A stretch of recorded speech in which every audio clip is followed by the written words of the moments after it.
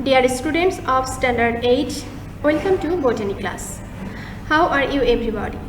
Hope you all are well and safe by the grace of Allah. In this class, we are going to discuss the last portion of chapter 4. So our today's topics are structure of seed and germination process. At first, we will discuss the structure of seed. Everybody observe the figure. This one is the germ seed, and the outer wall of the germ seed is called seed coat.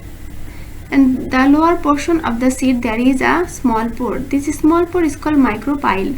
Through the micropyle, when germination occurs, the radicle comes out. And this figure is the inner portion of germ seed. And at the joining part of two cotyledon there is a white color substance, a white color structure. This white color structure is called embryonal axis. And the area of embryonal axis which attached to cotyledons, this one is a two cotyledons, is called nodal zone.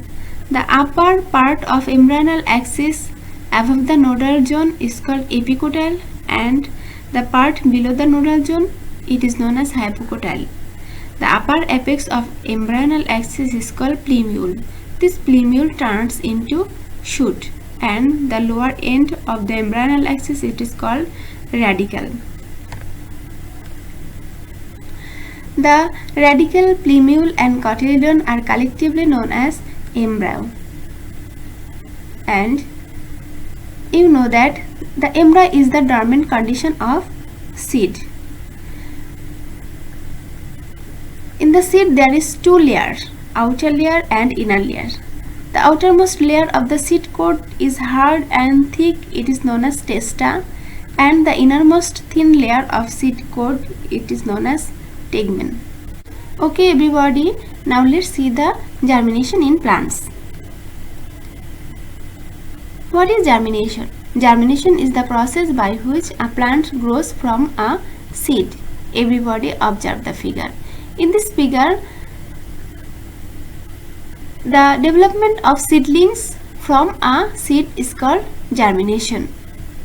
And second figure, the emergence of normal seedlings from the seeds under ideal condition of light, temperature, moisture, oxygen and nutrition. Germination are of two types, epigeal germination and hypogeal germination.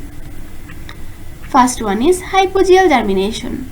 Here, hypo is the combination of two words. Hypo means below and geal means the earth.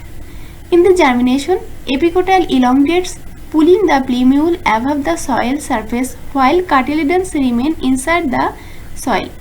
Everybody observe the figure. This one is the seed. After germination, the above part of the soil, this part is called epicotyle. This epicotyle elongates, but the cotyledon remains below the soil surface. This type of germination is called hypogeal germination. Here, cotyledons remain below, that means hypo position. Hypo means below the earth. Second one is epigeal germination. Here, epigeal is the combination of two words. Epi means above and geal means the earth. In this germination, hypocotyle elongates and pulling the cotyledons and plumule out of the soil surface. Everybody see the figure. This portion of the figure, this one is called hypocotyle. This hypocotyle elongates and the cotyledon remain above the hypocotyle.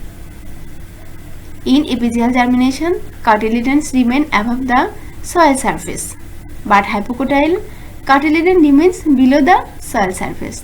That is why these two types of germination is called hypogeal and epigeal germination. Okay everybody, today up to this. Thank you everybody.